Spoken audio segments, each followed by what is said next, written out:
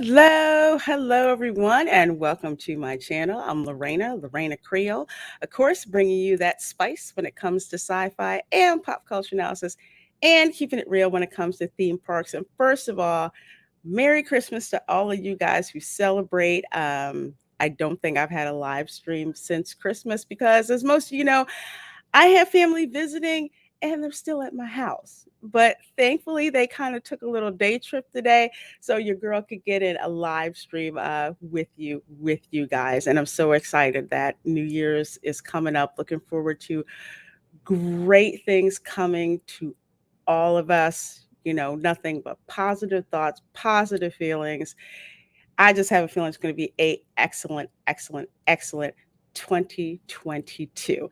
So before we get started with this particular stream, which, yes, we are talking episode 1 of the Book of Boba Fett, the series that premiered on Disney Plus yesterday, and a couple of housekeeping items before we get started with the stream. Number one, we are talking spoilers. So if you do not want spoilers, you probably got about 60 seconds to drop out of the stream, or mute it and come back and listen to it later, because frankly we really cannot do this review without spoilers.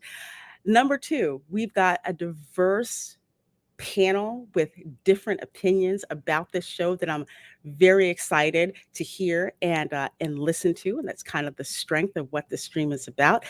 This stream is not to tell you whether you should or should not watch the Book of Boba Fett.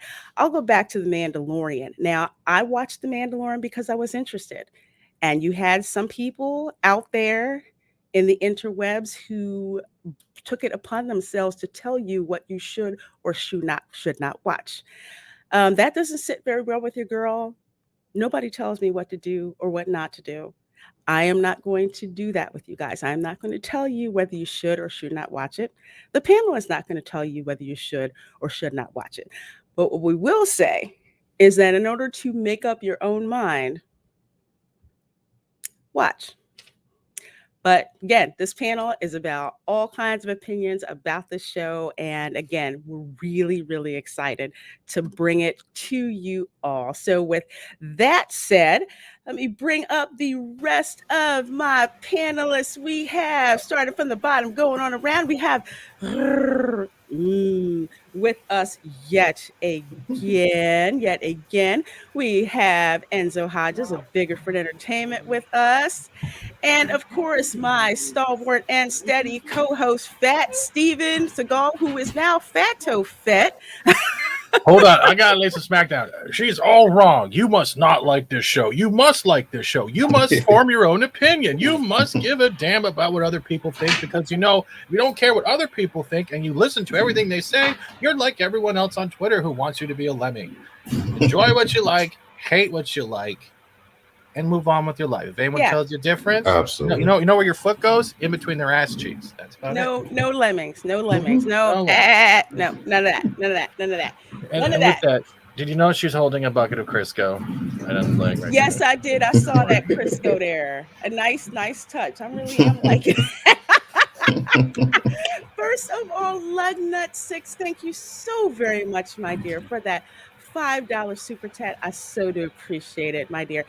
He says, to the beautiful, cherished enchantress diamond jewel of Florida, Miss Lorena, love that heart. May 2022 be a lot better than 2021 and 2020. Oh, absolutely.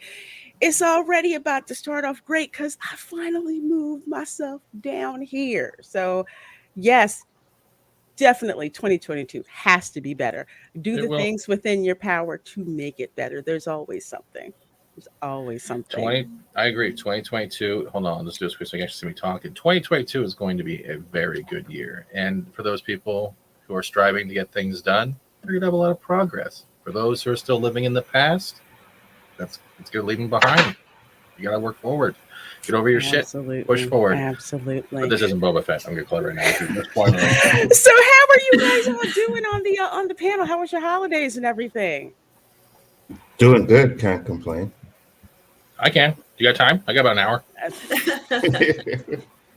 The holidays are too short for me. I always want them to be longer. Ladies. Yeah.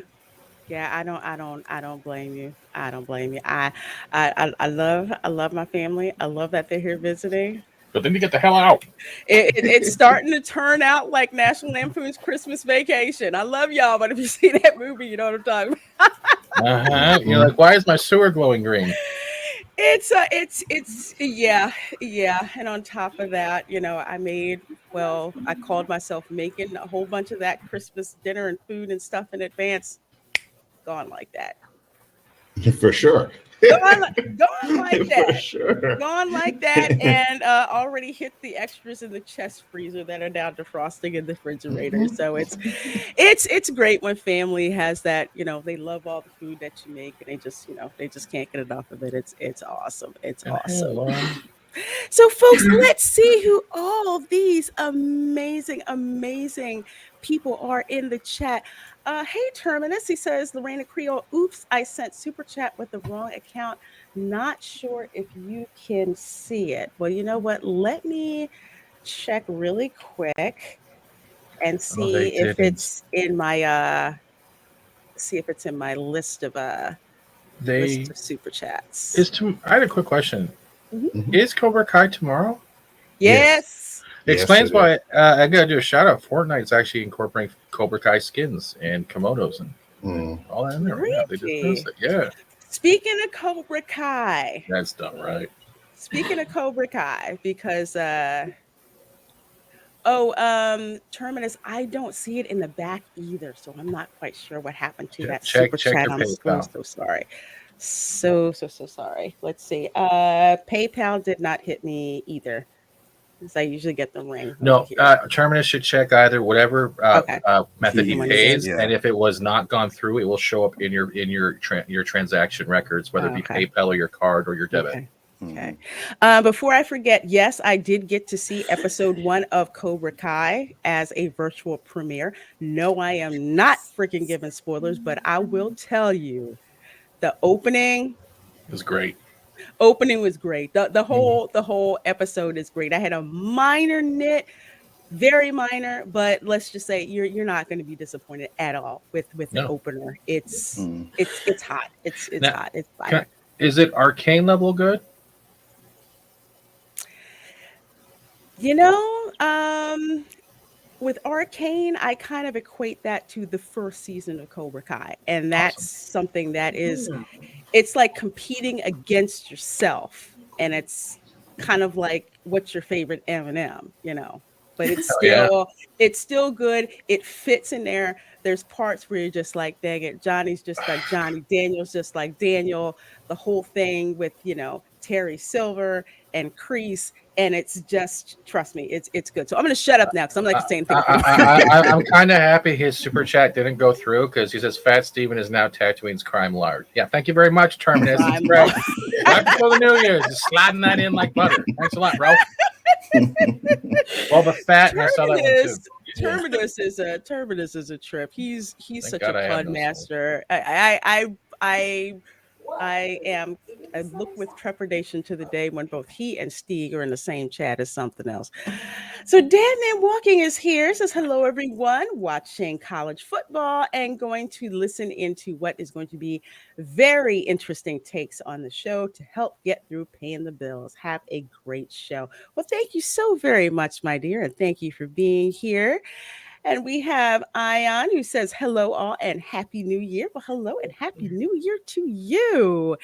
And Jeffrey Nelson, I am so sorry that you have to shovel snow. I really am, because I do not miss having to flip and do that. And not only shovel snow, but get the dig the SUV out, get all the snow off of it, chisel the ice off of it. No, it was not fun. So hopefully it goes fast and you've got like nice warm dinner and hot chocolate waiting for you after all that work. And Ladies X Star was here. Hello, my dear. So good to see you. So good to see you here with us. And let's see. Naaman's cool youth pastor of the MCU. Says happy Christmas, Chuckles. Well, thank you so much. And happy Christmas to you. That's so British. Happy Christmas. Let's see. John Ware Jr. says they won't leave until after the leftovers are gone. You got Facts. that right. Just tell them Facts. there's an alligator somewhere in the house, and they'll leave it. I took them to Gatorland. They still not phased. You're supposed to leave them there. You're like, you go stand there. I'll be right back next week. They've gone through the leftovers. Oh my gosh, I gotta make a meal like right now. That stuff. It's just something else. Let me tell you. You want to drive them out of the house? Just make them watch Matrix Resurrections, and they'll be gone real fast. No, I've been stuck watching stuff like Sophia, the first, whatever. I don't know, a whole bunch of kids' cartoons. Sophia, like what? Yeah. Look, I don't know. It's just like, okay, here, take the remote control. Just let IT work. So they've already figured out how the voice activation works already. Because I got a nephew who's probably going to be the next Neil deGrasse Tyson without the ass hattery. And he is very, very, very smart to figure that out. Neil needs to stop talking. He really does. He's the one who I'm pretty sure they either pantsed him or they stuffed him in a locker in school. Look, Let's see who else. Darkwing Duck says, "What's up, people? Well, what's up, Darkwing Duck? Good to see you here, my dear." And we have Soul Assassin who says, "Howdy, y'all." Well, howdy to you, Soul Assassin. Always good seeing you, my dear. Always good seeing you. And let's see. First of all, there are 25 of you in here watching. Thank you so very much. Please do hit that like button. Share the stream out.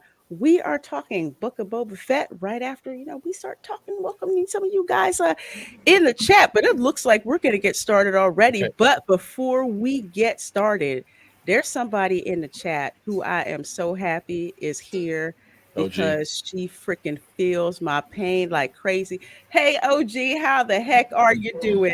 She said, please hit the like button. I'm going to show you something, girl, because we're actually going to get to this later. Oh, God, not the notebook. This is literally, a blank piece of paper. Yeah. No, well, it's not blank, but you can't really see it. Crap, might as well be blank. Okay, your girl sat down and literally all I did was watch that episode and start writing stuff down. I mean... My handwriting sucks because I type so much, but literally I'm like flying writing stuff out. So I am really hoping, I can't wait to get your opinion when I get to my what I call my list of grievances. All right, that I have there. So let's see. We have Terrace Thesis. Hello. Who says Book of Boba Fett was a moderately good. My main criticism is the first fight. Boba should have at least unleashed his armor blades with his Swiss armory of weaponry. See, what do you all think about that? That depends, because this armor has technically been through the seasons of The Mandalorian. It has also been in the Jabba Sandcrawler for how long now? So we don't know how much they've actually taken out of that armor and what's ever been left over. So there's been a big time span. I'll say that. But at the same time, man should keep his helmet on. And yeah, that's it. I agree. The fight scenes were kind of the choreography and the fight scenes look really weird to me. I didn't like it, but that's about it with the fight scenes. With the armor stuff, Steven's right. We don't know like what his armor can do that much if he still has the stuff to do it. So I don't know. Because Jawas are scavengers, aren't they? They take things apart, they resell them, they find the most value out of every part. So let's say if a droid doesn't work, what do? They assemble the droid, they try to fix it, and they send at bare minimum, like we saw in the New Hope scene, right? And one blew a motivator, same type of thing. I thought I didn't know Jawas. Good to go. Sorry. No, it's okay. I didn't know Jawas would pick up a gun and butt somebody in the face if they were still alive like that, and then like take their armor. It felt like a sucker punch to me. Oh, they're dirty.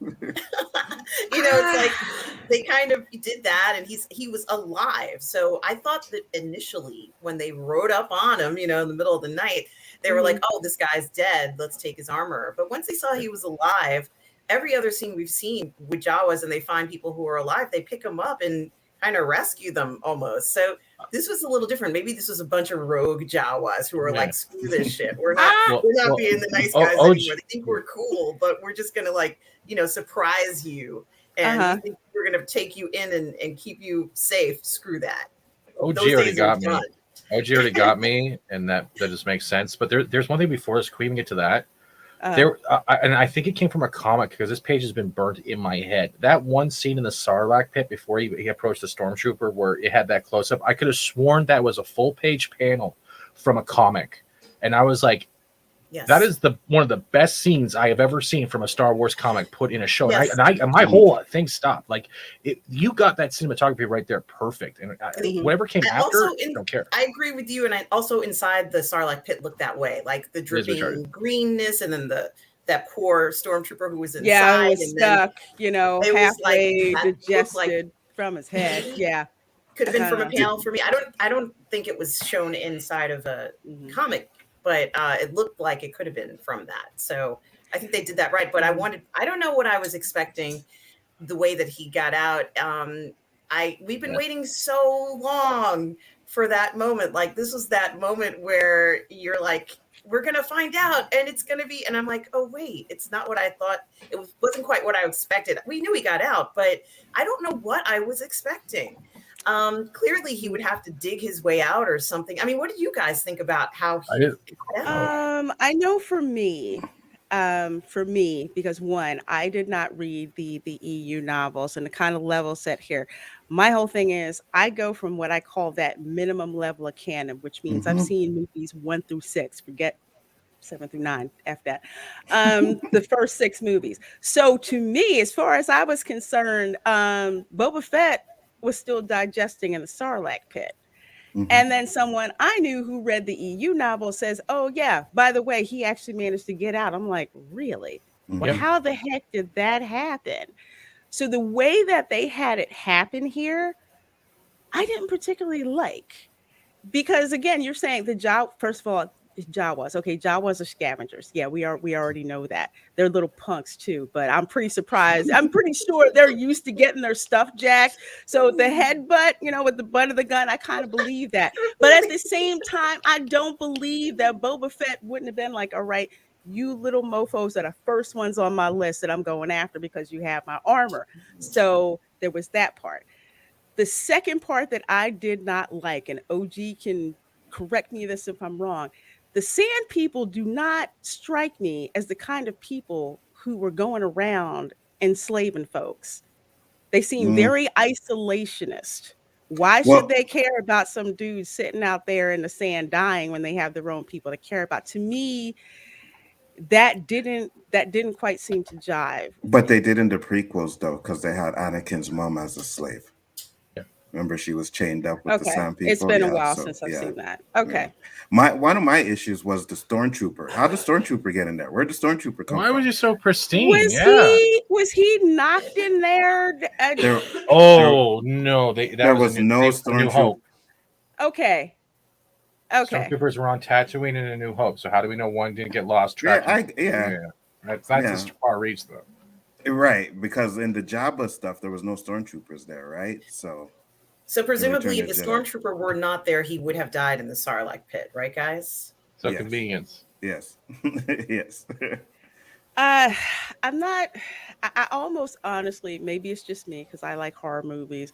I really would have liked if they would have did a nod to Alien and dude was like, "Help me," and it turns out he was actually partially, alive. To me, that just ratchets up the attention, so to speak. Was there some lore about Boba Fett and him communicating with the Sarlacc? Was there ever some lore about that? I hadn't heard that before. No. Okay. Yeah, Steve, that's what I thought. Tusken Raiders hate technology. They're just not. And that's the other thing. Okay, that I'm going to ask you guys an opening question before, because that's actually in my list of grievances right there. That's one of mine. I was a little sick and tired of Boba Fett getting his ass kicked. It's just it's like the same thing that happened in The Mandalorian. It's like, come on now, y'all, with that. But the first question that I am going to ask you guys, again, we've been talking about it, but we can kind of talk about it formally. What did you guys think of the opening scene to the Book of Boba Fett? What was your impression of it? What, do you mean where we had to see him in his white old man astronaut pajamas? I'm when sorry. you When I look and your question is again on my list, how the frick do they get a Bacta tank on Tatooine? Anyway, started from there. smuggling. I wanted to say that of course my first thoughts were like, well, what do you dream about when you're in a Bacta tank? He of course you're going to be dreaming about stuff that went down ages ago, but we already knew a lot of, well, maybe we didn't know all the details, but I wanted to be surprised by something we didn't know. Obviously, we knew he got picked up by Tusken Raiders because in Mandalorian he's wearing Tusken Raider gear and has the gaffy stick, so we knew that. There are a lot of things that we knew, and those things were kind of reinforced and solidified. I wanted to be surprised by something. I wanted him to be dreaming about some encounter he had with some beautiful alien lady or some shit like that. He Like must how be she dreaming. thinks. I Thoughts or something salacious, something that he did that he's See. ashamed of. Give me some kind of drama that he has done, and you'd be like, "Oh shit!" I would have rather. That's what I was hoping. That's my That's a Bacta good one. tank dreams, Lorena. That's your days of your lives, or days of your Bactas, pretty much, right there. That's right. I wanted to see what he really is regretting in his life, because Boba must have regrets. He went to the School of Hard Knocks. He's a badass. He's had experiences that we can't even think about. He should be dreaming about those too. See, they could. I agree, but they also could have nailed it out of the park. And I know this is going to be cringe for a lot of Star Wars fans, especially OG and Stieg. But they could have started showing his actual past, not the kid, with the fact that they changed the scene from the prequels, no head rolling out, whatever you want to call it, but how the dent in his helmet got there. And they could have opened up with something like that. But hey, I forgot, source material doesn't exist. So Boba Fett technically doesn't exist. This whole show technically doesn't exist. That's all I'm saying. I wanted to be like, oh my God, he what? And that's what I wanted to. But I'm still happy with it because I'm fine with these Bacta tank dreams. The first flashback literally should have been, I don't remember if it actually happened, his hand smacking him. And all he remembers, like from like the select pen shit, all that stuff, it should have been him. That there was no even cutscene of that, of him being hit in the jetpack and launched in there and dragged in. Like it felt discombobulated with the way they were trying to do imagery. Well, Enzo, what do you think about the opening scene? I didn't hate it. I thought it was okay. You know what I mean? We got to see how we came out of the Sarlacc pit. Could they have done it better? Absolutely. But we knew that was coming. But I personally like the visuals because, like, for the first 5 minutes, it's just no talking and it's just him going through some of the stuff he was going through, and I really enjoyed that. I thought it was a good opening. I wasn't disappointed with it at all. I'm trying to still figure out how Boba Fett turned to the Clash of the Titans for 1981. That's Well, we'll get, yeah, sorry, I'm sorry. we'll get to that part. I wanted to ask you, Lorraine, and I don't know if it's on your list of questions, but because he's in this Bacta tank, and I get it, like he's in a Bacta tank, but this thing didn't happen to him yesterday. Does this mean that Boba is unwell, like in general? I believe so. That is my opinion, especially given that fight that happened later on, which I love Robert Rodriguez as a director, but get a better fight coordinator, because it was the same thing that happened in The Mandalorian. It looked, it just looked clunky, and it didn't even look well. But I think that's what it is, because they put him back, the two, Gamorreans put him back, back in the Bacta tank. So apparently, he can't take a hit the way that he used to. And I'm not quite sure if I really like that. It makes it seem like he can, like almost like if he's a hemophiliac. If he falls down, starts bleeding, oh my God, we have to stop the bleeding, or he's going to bleed to death. So I don't really, again, with that Bacta tank scene in the beginning, it's like I don't see where they're really going with that. If they started with that again, like you were saying, having him have certain flashbacks. If I would have seen flashbacks of him out for revenge on people and things that happen, that ratchets up the tension, because from other movies that I've seen, when they're like in a coma or something like that, there are these scenes that are playing back in their heads, from the people that they love to the people that they hate, that what happened to put them in that position in the first place. And they didn't really answer that. He's kind of like floating there. You see a couple of scenes, from the prequels, and him with the Sarlacc pit. And it's just kind of they could have done much more with that to knock that scene out of the park. He's too That's how I felt. trusting. He's too trusting. This is the man that says he's no good to me if he's dead. We'll This is the get to same it. man. Mhm. Bring We'll still get to that. That's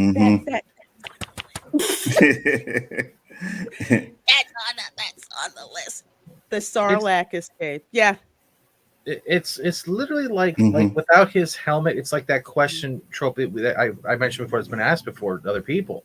If you had the choice of choosing two superpowers, or the ability of flight or be invisibility, it's like his helmet makes him invisible to his actions. That's what they're trying to come across here. But without the helmet, he's become this. Oh, we can just talk it out. Don't mind my wrist rocket. We're gonna watch them. Good morning. This isn't Boba. He's a badass. Well, He is literally a I agree. badass. Well, let I me agree. ask this question. How do you, and I know you're going to feel about this, but I kind of want to hear it from Okay, everyone. sorry. How do you feel about Boba having his helmet off? Because to me, it's like Zorro taking his mask off reveals who he is, and that takes away the mystery and the power of who he is. So, do you feel that Boba Fett not having his helmet on like this takes away from his power? And if I think so, how? I think if he wants to keep the hat on or the hat off, I'm fine with it. To be honest with you. Wow. All and right. and truthfully, we've associated him so much with the armor, and this season he needs to keep it on because this is how we see him. I think that if by the end of the season he's established himself as something new, going through this kind of crisis, if you Mhm. will, of kind of, it's a job transfer. He's switching careers in a way. If he's fine after switching these careers, go ahead and hang up the armor in the closet if you want to. But for now, he needs to keep it on and look incredibly intimidating. And even though he Mhm. wants to rule with respect, he needs to rule. Yeah, I kind of agree. I don't have a problem with him taking his helmet off, Ron. I don't have a I problem. do. Sorry. It's okay. I kind of agree with that, Stephen. I do. I do have a That problem with him helmet. doing that. And granted, and I want to say that it has to do. Intimidation. Don't shoot me if I get this wrong, OG or Steve. No, But no. removing your helmet Mhm. as a Mandalorian is like a no-no. That's not Yeah. something that you do. Hmm. Part of Boba Fett's power is you don't know what his face is like. You don't know who he is. And to me, Well, taking that part away, and I Damn it. think this is just me, $2 and maybe a couple of pennies might buy you a cup of coffee at Starbucks, but that kind of takes away the mystery See, for me. If and to add to this, if all I watched was Disney Star Wars and The Mandalorian, I bleh. probably wouldn't have a problem with that. But as someone who's watched the movies, it does. And it Uh, is for me. and I do agree with you, but I got to throw down a devil's advocate right here.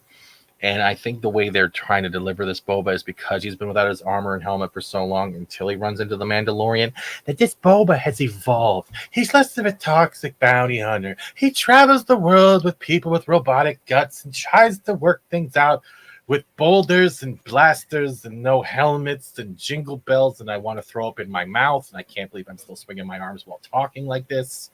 That's pretty much I think they're going with this. and I don't know, and yet but he, oh, I'm sorry, Go no, go ahead, so ahead. guys. sorry. Go ahead, guys. And yet he still refers to himself as a crime lord. You have to earn that Hmm. title. What is he crime lord? Which brings me to, oh God, okay, that's on the list of grievances, so I'm not gonna go there. Well, I was just gonna say that if you Yeah. watch the Clone Wars cartoons and Rebels, they take off their helmets all the time. See, I didn't. Yeah, they take off their helmets all the time. So, I mean, it may not be canon for the EU or those kind of stuff, but Mhm. when it comes to the Disney stuff, they do it all the time. So I don't really have an issue with it. And to add to that, the thing with the way Boba looks, like his physical appearance, Mhm. is because he is a clone and everybody, like, his appearance is very recognizable. So even though he's wearing the helmet, technically speaking, I mean, I understand what you're saying, Lorraine, and I actually do. You make a good point with that, but his face is probably the most recognized face in the galaxy. You got a That point with helmet, that. yeah, that helmet is a sign of intimidation. When you hear the words Boba Fett, you see that helmet because the more you run, the quicker you're going to end up dead. It's pretty much that type of pretense. He was relentless. Like look, he literally predicted what happened with Han, right? He floated out with the garbage as Han was attached to the back of the Star Destroyer bridge and just floated away, and he followed. It's like they've readapted his intelligence of being a criminal, being a smuggler, hunting down those people that are evading him, and put it into like, Dr. Phil, let's talk for an hour. That's the way it feels. It feels like he's not.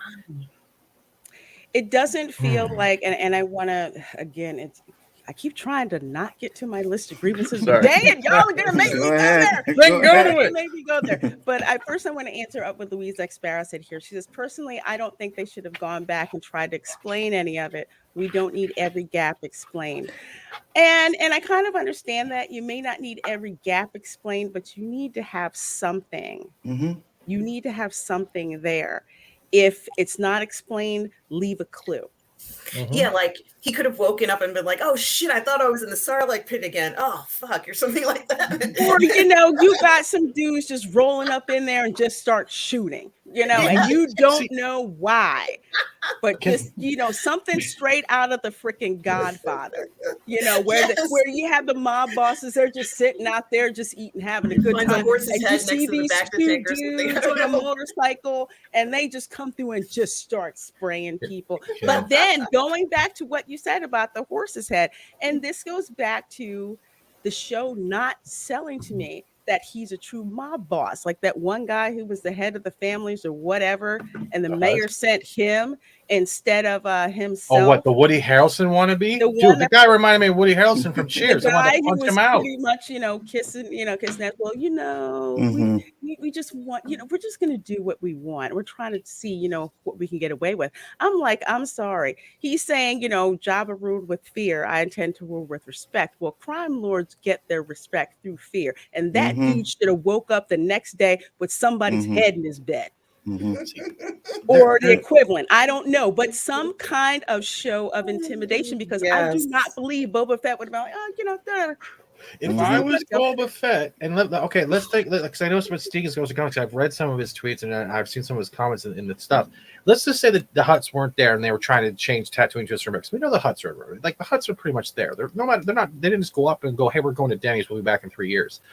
And the other thing that bothers me, this is the man who literally hovered around carrying Han Solo and Carbonite. If I wanted to strike fear in people, I would have a line of carbonated people who did not agree with me. I would try to find a way to have them on display, to have that fear when they entered my chamber. Yeah, there's no Rancor below me, but hell, I would at least try to make it look like if you say something wrong, you're leaving here with at least one leg gone. Like bounty hunter.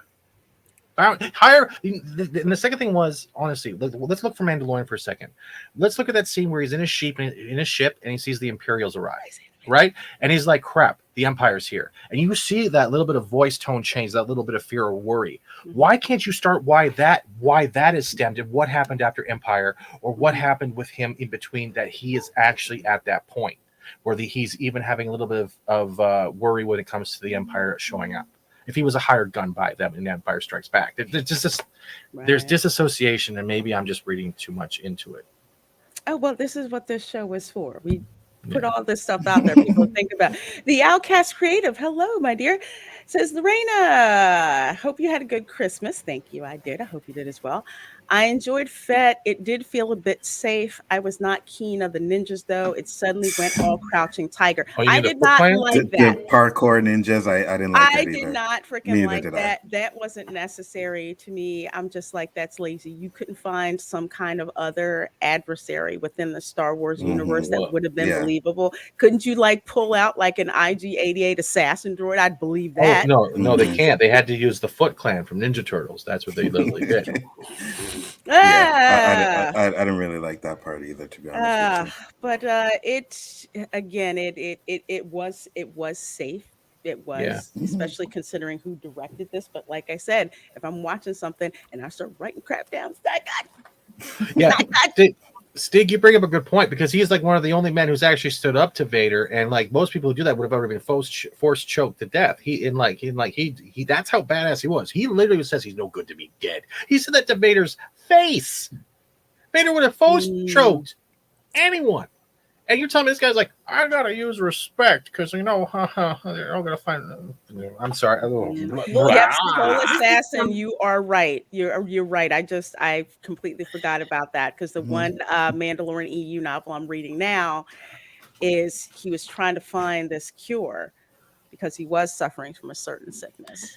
Well, what's interesting about what you're saying, Stephen, is that, at least if we were given a reason why he feels he has to have respect, maybe he made a promise to someone now and someone did him a favor, and now he's in the Sarlacc pit. Well, who's making a promise to? The dead stormtrooper who magically appeared like Circle Square? It in the story I'm sorry. I get what you're saying. The more I drink, so literally I'm drinking, the more I'm trying to find where the sanity of straight plot line is. And I'm realizing there's more at a Walmart reader. No, Steve. It would have been nice to know why he suddenly had this change all of a sudden. Why? And that's what I'm saying. It's like that. Sorry, I didn't mean to. No, go ahead. No, go ahead. No, I was going to say, and that's one of my biggest issues about this episode. You didn't sell to me that Boba Fett is a crime boss. You didn't sell to me his motivation for doing it in the first place. That didn't happen. And we didn't get that. And in the first episode, as a matter of fact, I'll say the first 5 minutes, that's something that you should establish. You need to establish what's his motivation. I mean, ideally, we know he's a bounty hunter. That's his job. He is motivated. That's what he's supposed to be, right? Right? Supposed to be. Go ahead. I think we'll get some of that because I think we're going to have flashbacks throughout the whole series. So we're probably going to. Neither do I. I don't want it either. I'm going to tell you that too. I don't want that either. I'm sorry, Enzo. No. I agree with you. I don't want it. I just sound like a spoiled brat. I don't want it. I want real story. Let me get this out real quick. If you're going to have a flashback, so is something we haven't seen. Right. And I would have. Mando did it well. Mando had the flashbacks in there, boom, and then it was done. They got into the story. I would have been okay with that, right? But it seems like they're going to be giving us flashbacks through the whole series. So if they do, then maybe they will explain some of the stuff that you're having an issue with. Right. Yeah. Well, here's a question that I'm going to ask. First of all, there's like 38 of you folks in here watching. Thank you so very much. Please do hit that like button. We are talking episode 1 of the Book of Boba Fett. And as usual, we have a live and hopping chat that is going on. And hey, BW, good to see you. Yeah. What's the question? Can we change this to the beatings of Boba Fett? Because the man got beat down by Tusken Raider. Yeah, Tusken Raider. He got, hit with a butt of a gun by a Jawa. Although I will give the Jawas that. I'll give him that. I'll go ahead and give him that. No, I do not freaking like the ninjas. Don't even get me started with the ninja thing. But the first question that I have, because man, if I don't get to my list of grievances, we're not continuing here all day. Okay, because we already clicked 2 of them. Let's see, back to tank. No. I would have rather preferred it if they had some dude trying to patch him up. But I don't get the whole back to tank thing, because when I see a back to tank, I'm thinking of the rebel ship and Luke is in it and it's a sterile environment and they got med droids all over the freaking place. To me that doesn't work for that. And those droids, for some reason, I know was probably trying to be a callback to either Mando or the. And I don't mean a ship. Actually, I mean on Hoth. Actually. Oh yeah. By the way, Boba Fett's ship is Slave 1. Changed my mind. No, it's Slave 1. Oh no, it's Slave 1. Damn right. It's totally Slave 1. Hello, Revenge of the Nether Realm for $2. Thank you so very much. Says, could they be going the Scarface route with Boba? If they are, they needed to nail that in episode 1, because in Scarface, have you all seen Scarface? Yeah, absolutely. Okay, you knew what his freaking motivation was. From the outset, you knew what his motivation was, who he was rolling with, the circumstances that got him here, and what he was after. And they didn't really answer that. So if they're going to go the Scarface route, remember, this isn't like Fox. So you're not going to get like all the blood and guts, and he's not going to go full that way. So it's possible, but not. We'll And call it Scarface light. I would say more Godfather than Scarface, to be honest Hmm. with you. Yeah, I would say it's going a little bit more Godfather. Godfather. Yeah. Okay, which I can yeah, I can get you with that. Let's see. Hey Vidfile. Yes, another live stream. Thank you so very much. Courtesy of the family going out and going on a day trip today. So, I so locked thank the chase all the key so doors.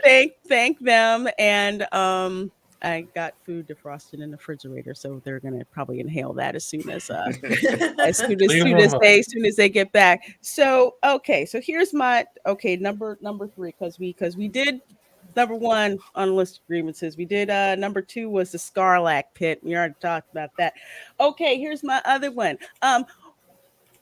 Didn't Bib Fortuna buy the farm when he got blown up in Return of the Jedi? I guess when the whole barge just got blown up, like there was nothing left.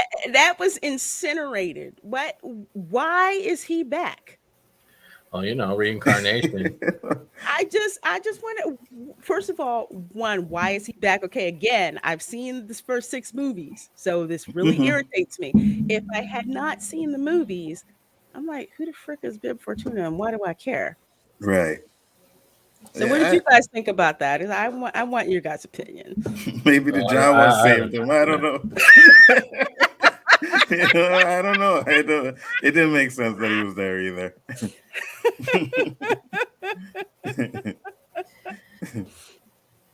That's my look right now. I don't even have words anymore. I'm just gonna put Fester on Fett's body, and I'm good to go. You guys tell me what you think about.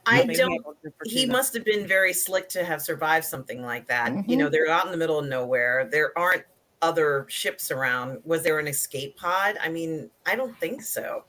I have no idea how he made it out, but that's easy. I don't mean to cut you off, but it's easy. What they did is they pulled an Indiana Jones in the Crystal Skull. What Bib did is instead of hiding in a fridge, he hid in a bacta tank, and then that bacta tank was moved to Jabba's palace, and then Boba took out Bib, and then that's where the bacta tank came from. I'm gonna throw up again. And this is how I can't do this no more. Maybe Boba's abusing the bacta tank. Oh, he's an addict. It's like he's Dave Chappelle. Yo, what about some bacta? Well, in the previous series, in the Mando series, he talked about they doubted him when he said he'd seen a former Imperial cruiser, Gideon's cruiser, while he was in Slave One, and he said this isn't a spice dream. And I'm like, oh, like he's touched the spice a bit. He's partaken in these carnal pleasures, which we never see, but it would be nice to see those partaking and experiences of Boba. But yeah, maybe the tank, he's gonna become dependent on it. But where did it come from? And see, Steve, this is what I'm talking about. Bib was shown inside the barge 2 seconds before it got blown to smithereens in Return of the Jedi. Filoni and Favreau didn't bother watching the movies. Yeah, so that's one. And then here's this, like where did Bib Fortuna come from? So even if I hadn't seen the movies and I see this, I'm like, who the frick is Bib Fortuna and why do I care? Right. Nothing was answered. Wrong. That's exactly what it is. And even if it's, I don't know who that is, they didn't establish that in the writing. Like if they would have shown this guy who he was and he did get whacked, and they made some kind of, even if you didn't know who it was, it's like, I was guards, and I effed up and, like died on me. Who was it? Bib Fortuna. Okay, you figured that part out. It's like they told you instead of showing you. You don't have to show everything, but that's a big deal, even to people who've seen the movie. So to me, they fell down on the job with that. But that's just the other thing that is a generalization with Boba, what he is right now, is not even looking at the Bib thing. It's the fact that this guy has been trained. He's also has genetically trained fighting in him. I'm guessing. I could be wrong on this state. So you're telling me this guy is fighting with a rope while a dog is tearing at him, and he has no survival capabilities at all. He can escape a Scarlac pit, but he can't get the hell out of ropes and de-weaponize a child and get away from a group of Tuscans chasing him down that weren't even. That's what was weird out. You notice how I showed that scene where he was at the campfire and he finally breaks free? Mm-hmm. Then you hear the Tuscans screaming. They're on the other side of the fucking park. That scene makes no sense. They're running in the background like there's a baseball or ice cream truck coming, and he's over there. I was like, this is throwing me out. I'm like, they're chasing an ice cream truck. You have time to get away. E.K. Thomason says maybe someone stole Bib's identity. Yeah, it's his twin brother. Oh yeah, it's Fib Fortuna. Yeah, exactly. His twin This brother. is going to sound awful, but I totally believe it. I don't think Filoni's that smart. No, he's not. The cowboy hat hides his dumbness. That's the problem. He thinks he's. And I don't, because you put it in there as a throwaway line, and there wasn't any further exposition to it, nor any kind of setup that made you want to care who that person is. So even if this turns out to be the case, Bob. which I don't think it's going to be, that would actually be a very good plot point. But I don't think they're going to do that. I think Buttcrack and Darkwing win. It's actually Bob Fortuna, and then we have Darkwing Duck saying Bib is Snoke. Please don't. Please don't. No, I don't. Snoke Fortuna. Stop. Oh my gosh, stop, y'all. Someone needs to put Bill Murray's face from What About Bob on Bib Fortuna's body. Does he have like the goldfish in the little? I think so. The little container hanging around his neck. Holy crap! Man, I just totally like blanked out. I was gonna say something. Yeah, Bib's identity. Here's the other one. How did the blue elephant guy Max Weibo survive? Yes, that's another one. Oh, that's easy. Kate Bishop saved him, and then she became Hawkeye, and then they ran off into the sunset to play a really crappy version of the Cantina theme. I can't even make up shit no more after this. I think someone said this on Twitter. What is it about them bringing back dead people? Or people that we know that they're dead, or there's no way that they walked away from that particular explosion. But even to get into that, what's up with that awful cover of the Cantina scene music? That didn't even sound like it. It didn't even sound like the song. I don't know what the song was. Him playing his little like emotional male feminist guitar. Well, I was out. A lot, Stephen. All these, explosions and everything. Max Weibo isn't the same Max anymore. And it's coming through in his music. But let's say this: if you've been through so many explosions and loud noises, and it does affect your hearing, how the hell are you playing music if you can't pick up sound properly? But he's so adorable. Don't you just want to squeeze? He looks like a blue elephant that's been filled full of marshmallow. I don't know. You know what? I'm sorry. If they brought Max Weibo back, how come they couldn't bring back Miss Snooty? Or the first Yeah, right. Okay, I feel a certain kind of way because I loved her. Okay. This episode would have been a lot better if it was like we'd have flashbacks, and then we'd have Boba in the back tank, and then it'd be the rest of the episode would be him throwing down different people who didn't bring a tribute into the Rancor pit. There'd be no Rancor. You just have people complaining, going, "It's back there in here. Throw me some chicken, please." Oh, there's another one. I would not mind having Mace Windu back. Neither would I. You can't even put Vic's Vapor Rub on this screen to make it look better. It's just the thing.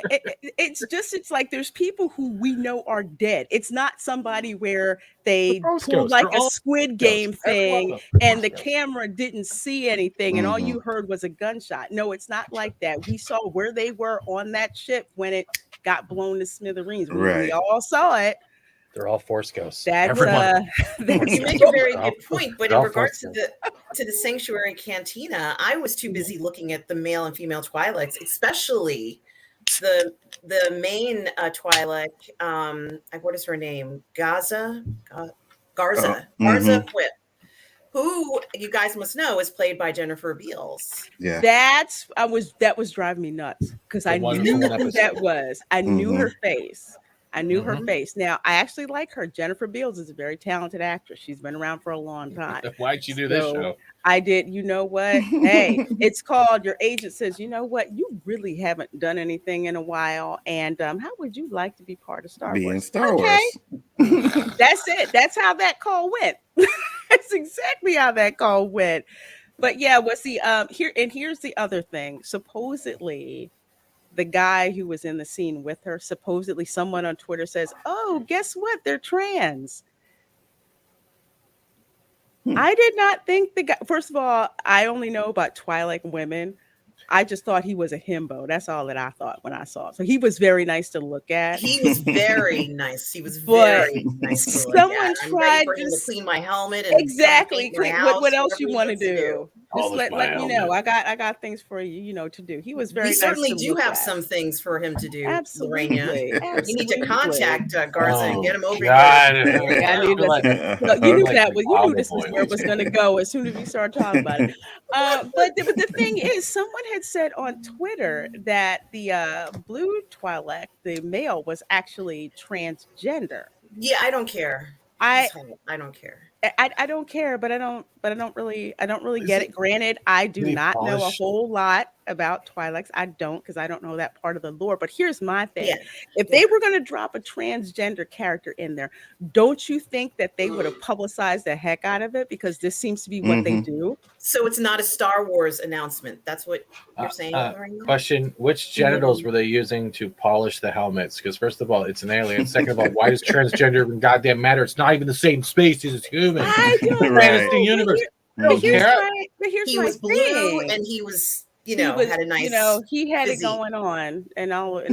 And But as friendly. you guys know, they always seem to be hyping on we have diversity and all of this. And you would think that if they were going to put a transgender Twi'lek in there on purpose, that they would have called that out and made that a selling point. But it didn't happen. So I don't know what the deal is with that. I'm going to Well, leave it to you, I lore want to visit the experts, to cantina. tell That's me all what's I'm gonna what. leave it Well, at that. yeah. Lorena, you and I are going. So Yeah, Can we we are. We're switch? totally Can going. we just stop Boba Fett now and just talk about Batwoman instead? Because No, I gotta do that. no, All right. no. I thought I'd throw it out there. Just no. We will not be talking about Batwoman. I found that Bacta tank down by the river.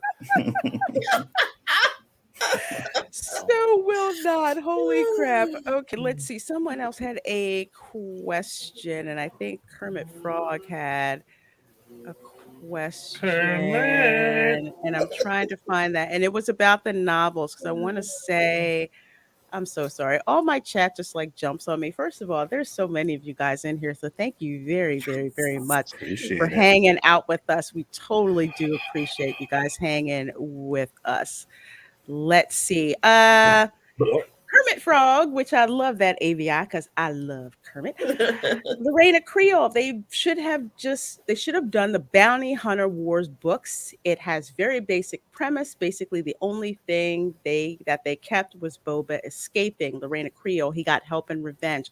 I did start reading one book out of that series. I kind of had stuff happen and I couldn't finish reading it. But yes. Yeah, Yeah, they don't I did exist. read Those some of books that. don't exist, though. That's the sad No, yeah, part. they Remember? do. No, isn't that? Yeah, they do. No, I thought the source Yeah, they material do. doesn't I exist. bought it from Amazon. It exists in your world. It doesn't exist in KK's world. You know what? KK's lazy behind did not want to go to the Barnes and Noble in Burbank. That's not true. She backed the tank. This whole fantasy world. Fade in, fade out. God, that's just an absolute trip. Let's see. I'm learning more from OG and Stieg in the chat with their comments than I've learned in this series. I love this right now. Oh, absolutely. those are the two. I kid you not. I swear I heard them in the back of my head when I'm writing. He's like a big blue marshmallowy thing. You know, he's Michelin Man elephant version. He did. You know what he observed? He just like absorbed all of that heat energy. That's how Bim survived. Oh my God, that's how Bim survived. He threw Max in front of him. He got all. It's like he was like the Blob from X-Men. Absorbed all that and then bounced away back to Mon Isley. Spike and Madness says, WTF, are we talking about spice with Star Wars? Yes, we are. This is what bugs me most. Everything just gets melded together and loses its uniqueness. Yeah, spice is a Dune thing. Why would that even be put in Star Wars? Well, they do spice mining, but we haven't touched that yet in a live action or anything other than him saying that he wasn't having a spice stream. So, I don't know. It's like the mining thing I get, because it's kind of like in general, but anytime I hear spice, I'm just like, and they harp on that, it's kind of like, are you trying to, because that's a Dune thing. Right. Well, mining Star the Wars is spice inspired by runs Dune, right? everything. Yeah. I think I remember hearing that, but it's kind of like when I watch Star Wars, it's like I don't see the two cross a whole lot. There's like there's some homage to them, but it's like Spice and Dune is like its own Okay. thing. He who controls the spice controls the universe. I, It's like I don't see it in Star Wars. I got a very important question. Was the sand used in this first episode, was that at least canon? Can anyone prove that the desert was at least canon? Anyone? Was the sand real? I think the sand was real. All right, good. I think the sand was real. Spice has always been Star Wars. Just a passerby.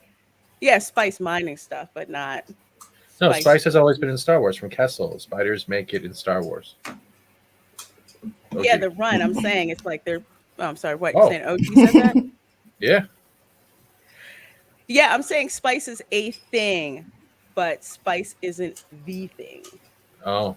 That's kind of like the distinction that I want to make. Again, you don't have a line basically in Star Wars saying he who controls the spice controls the universe. No. Oh no, it was mean, more no. along the lines of what was it? For that the in Bobas? Solo too? Was that? Yeah, it when was. Yeah, the Yeah. Kessel run. Yeah. Mm-hmm. Yeah, the Wookiees were forced Freed. to mine it, and then also in Clone Wars season 7, the girls wanted to Mhm. find out some spice. And, Yeah. Yeah. See, I could not watch that. I fell asleep. and that spice shipment is out there somewhere in space. Hanging out. Hey, PKL Entertainment says, Reina, how are you? I am doing fabulous, and so glad you're here with us, along with the other 38 of you guys. Looks like they'll mix the past and present timelines throughout the entire series. Hope you're doing well. Get ready for that is- Obi-Wan. Sorry. Get ready for Ashoka. Ahsoka. You know what they're doing with that, right? No, I don't care anymore. Well, I do for the primary, superficial reason that I like Rosario Dawson. Other than that, I don't freaking care. I don't care. But yeah, have something to do with time travel and the veil of the force, and I'm not happy about that. Let's put it that way. I don't really like that. Let's see. Yep, we talked about Max Rebo, Twi'lek dudes, Soul Assassin. Let's see. Twi'lek dudes have normal ears and females have cones. That tweet was cringe. Yes, it freaking was. Mm. Yes. Did you guys see the other tweet where they're like, or that whatever that person was had like a picture of the Mandalorian, Baby Yoda, Boba Fett, and someone else going, "I'm so glad that we're getting non-white over 40-year-old actors in Star Wars now." I'm like, that's what you're focusing on?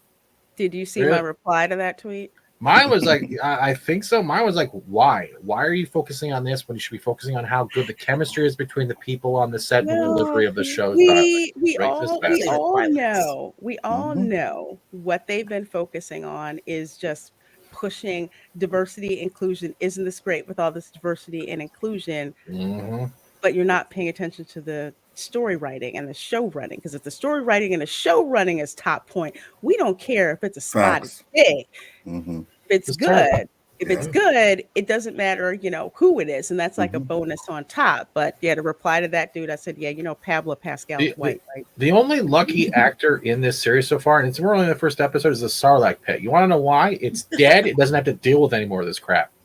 I actually feel sorry for the Sarlacc pit to go down like this, because it has such a reputation of being so feared and, all those rows of years. teeth. Mm-hmm. And then it burped when people fell into it. I thought that was cool. But yeah, the Sarlacc, how ominous it was. You digest for 1,000 years. I imagine it just would have hurt. He just would have hurt him a little bit coming out. But the Sarlacc is probably still alive. It should be. Yeah, it I should be. agree. I agree. Let's see. Man, you know what? I'm getting up there because now I'm getting more prawn bots. That slowed them down. That was the first one. Actually, no, that's the third. I've actually blocked 2 already. Thank you, Fast Steven. You're welcome. Keely Chow says, as Etep and I are suffering from watching that show, you must be talking about Bad Woman. You must be talking about Bad Woman. No comment. Let's see. Going down Can I here. And Sarlacc did like to torment its prey while digesting them. And Okay. OG Star Wars says, and I'm so Thank sad you. actually, no, the Sarlacc died. Oh, Mm-hmm. there was some lore that Lucky bastard. while while you were inside the Sarlacc, it would communicate. I know this sounds crazy, but with who's ever inside, because you're kind of still alive in there. And it was some very strange lore about that. So that's why they were saying about the tormenting while you're in there. Well, what digests you over 500 or 1,000 years because the amino acids literally just holds you there and tortures you and then dissolves you like those Amazon gummies. Oh my goodness gracious. Let's see. Steve says the Crate Dragon retcon and Mando had eaten the Sarlacc. For some reason, the Sarlacc was able to move into the mountain. I did not like that Crate Dragon retcon. You know what? I have a whole list of grievances about that, but I'm not going to talk about it. But it did piss me off. I was not thrilled with that one. Let's see. We already talked about the helmet. Okay, so that one. I got one for you. Oh, sure. Go ahead. Oh, you got to share it. Because I've been having a debate with a couple of people, and they're saying this has been a shout out to the creator of stop motion animation and all his monsters. It's down at the bottom. And when I saw this, I guess this is supposed to be a Gundark. You guys, Star Wars professionals, can correct me if I'm wrong. When I saw this, the first thing I thought was literally the Kraken from the Clash of the Titans in 1981. It's literally very freaking similar. I know there's been also things where Star Wars has been caught, especially Disney Star Wars, caught for plagiarizing character designs. And if this is supposed to be a Gundark, all right, cool. There's still something weird about it. But the face, the teeth, the arms, even the rib cage looks so similar. Stephen, it looks like the mashup of two things. And this is what I said when I saw it.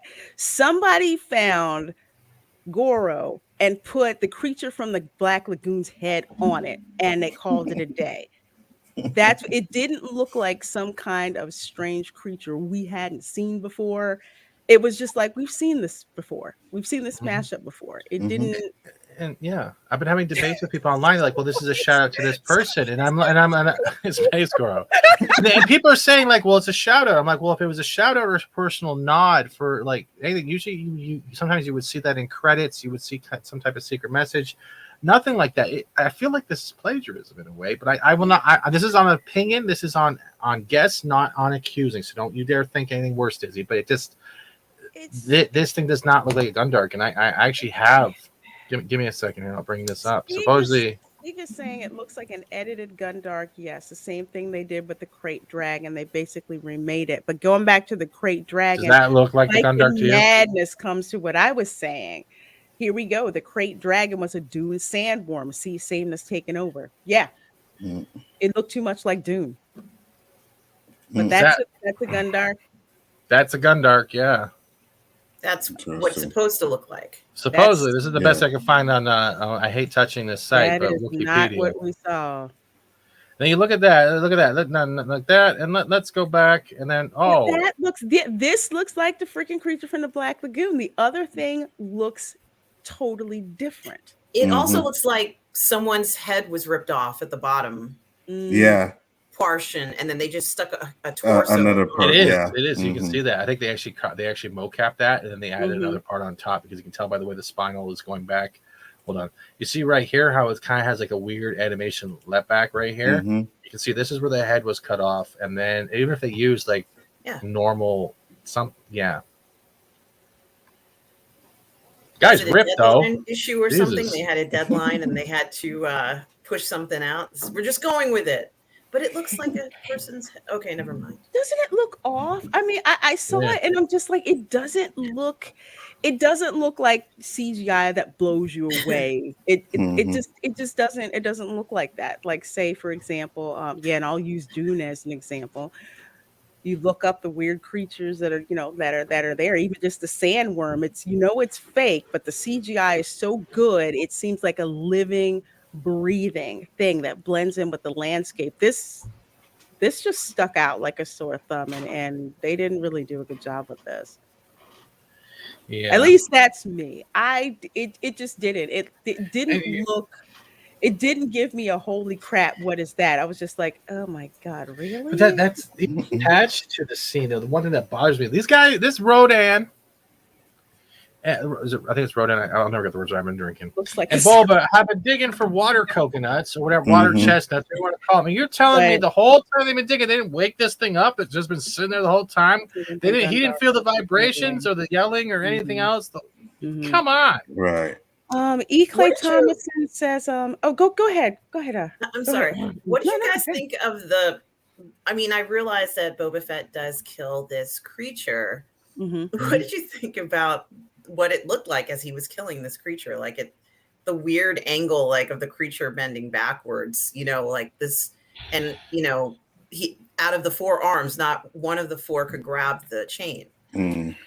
What did you think about how it looked? Like, did it seem like he could really kill this creature, whatever this thing is? Wait, this is non-sentient? This thing is non-sentient? To me, no, I didn't think like he could kill it, but I guess they wanted to give him that badass moment, right? So they did do it in a certain way. But nah, from him getting beaten up by the sand teenager, I was like, I don't know, but it was all right. Yeah, and then a dog almost tried to bite him in the ass too. Mm-hmm. And Yeah. I don't think these are from Tatooine. I think they just took a sand-dwelling creature and need to put something in there as an accomplishment to show. Yeah, this is a carnivore. They live in the desert. The homeworld is Vancor. But the thing Is is, there and E. Clay Thomason says, sorry if I say me to cut you off. No worries. Rodriguez says the creature is an homage to classic creatures. I can understand that, but they could have done the CGI much better. I mean, I look at this, the arms don't look right, and I don't get a true Harryhausen vibe when I see that. And that's kind of like what I'm looking for when I see something like this. I want to see something that reminds me of the Ray Harryhausen Creature Shop. I want to see something that looks so jaw-dropping and awe-inspiring and just like, holy crap, how is he going to get out of this?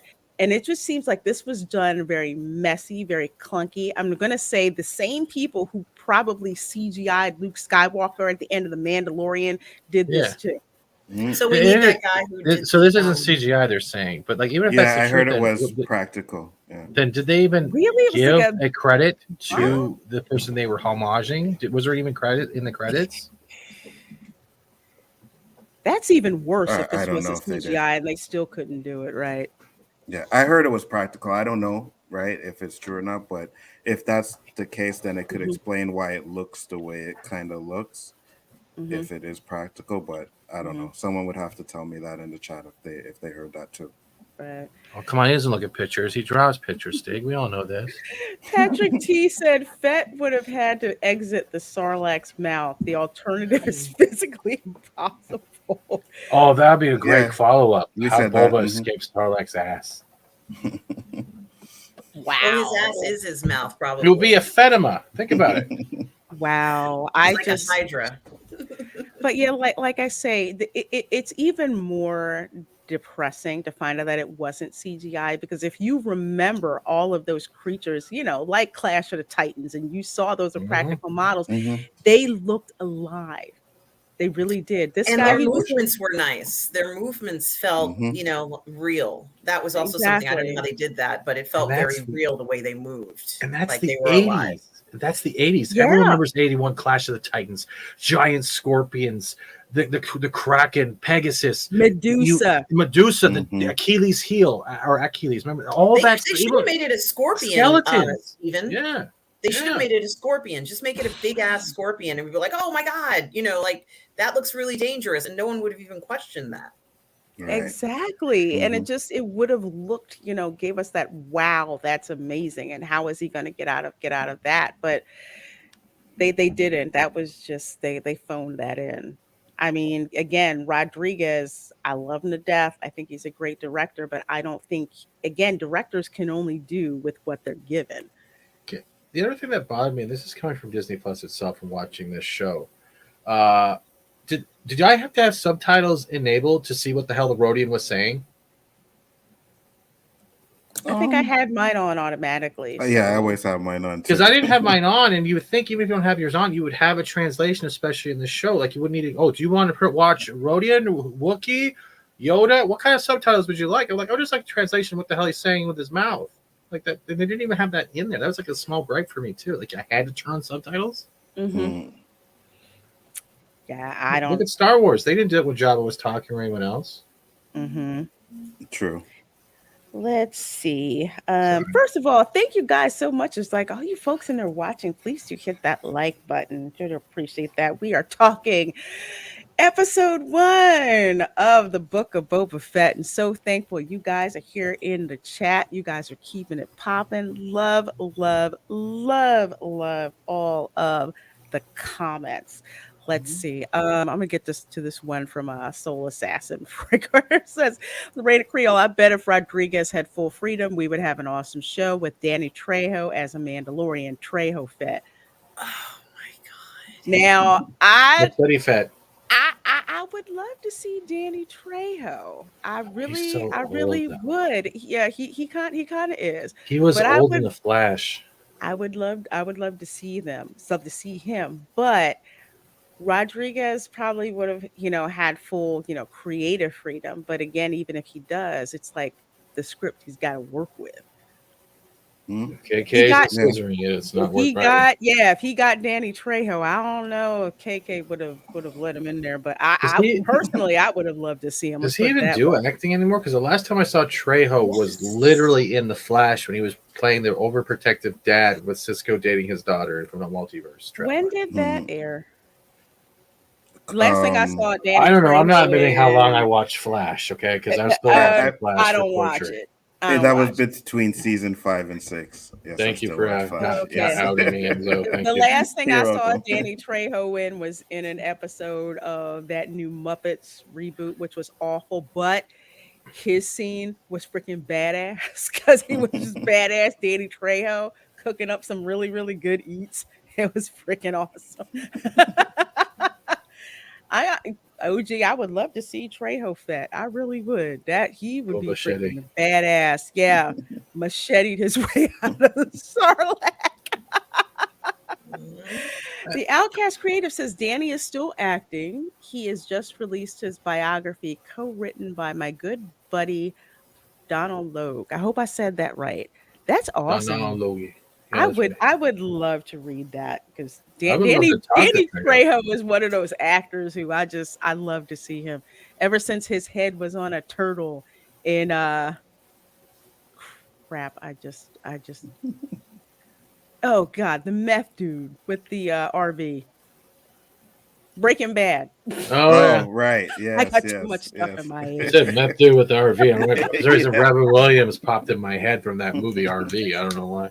Terminus says Soul Assassin Lorena Creole or Danny Trejo as a smuggler. He'd be Han Cholo instead of the Kessel Run. He'd complete the Queso Run. Y'all are killing me. Let's see. Okay, so here's one that I had. And this is just me, so I'd like to hear what you guys would think.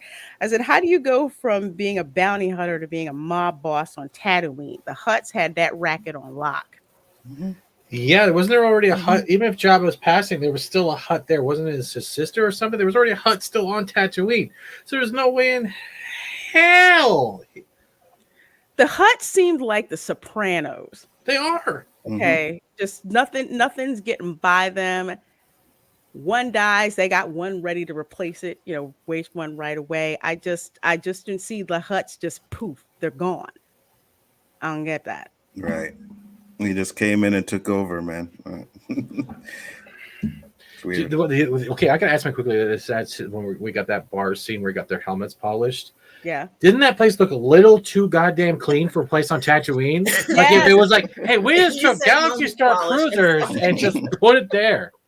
You would have thought, the sand in there, who knows how many fights were going on in there, blaster marks in there, crap in there, It's droid a full oil in service salon there. as well. Yeah. You just, Yeah.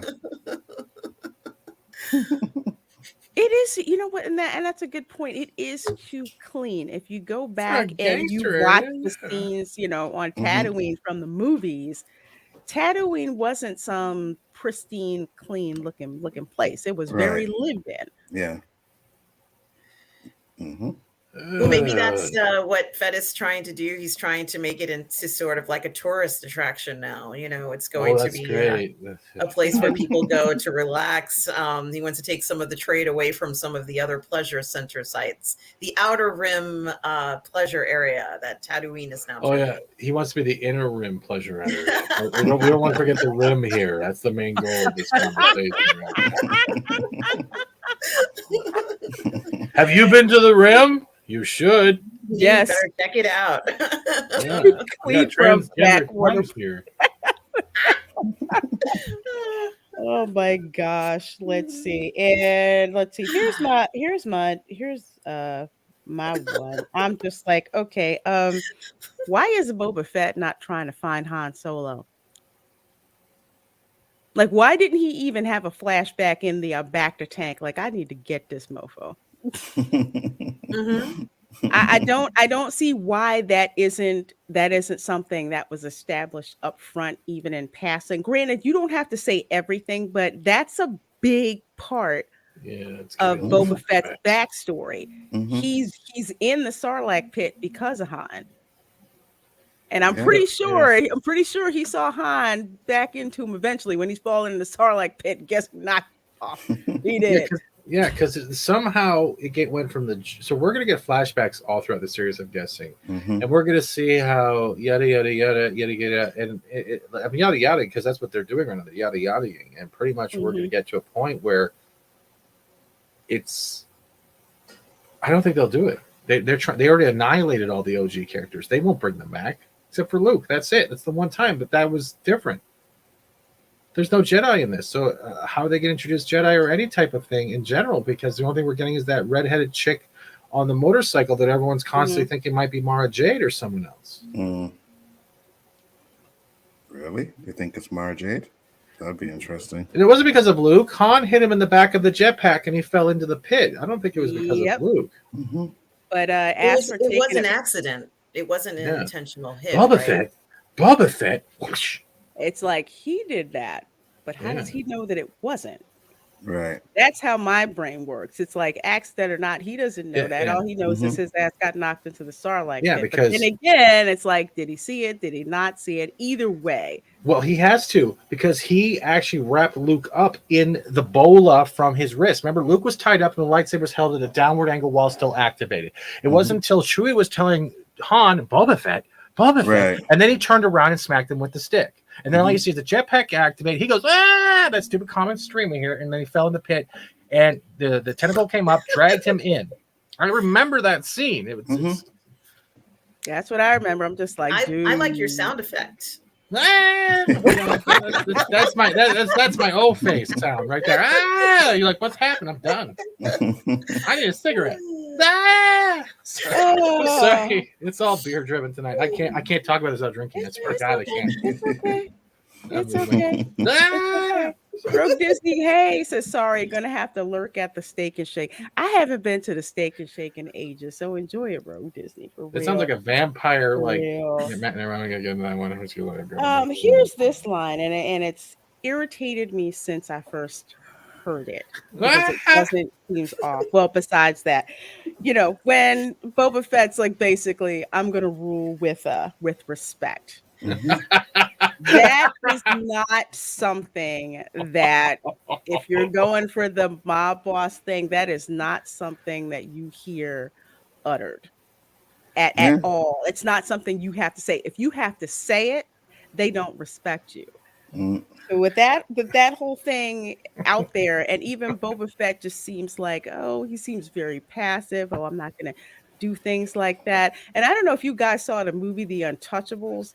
And I'm trying to Absolutely. remember Sean Connery's speech with what you do when these people come after you. Like they put, two of you guys in the hospital, you put 5 of three. theirs in the Yes. morgue. Yes. Yes. Mm-hmm. I don't know. What do you guys think of that when I you think read that when the governor didn't come to pay him respects, he should have told Fennec, "I want his head on a platter." Watch So- him. I would have been like this. I want to rule with a soap on a rope. I'm going to redub that part. Beware.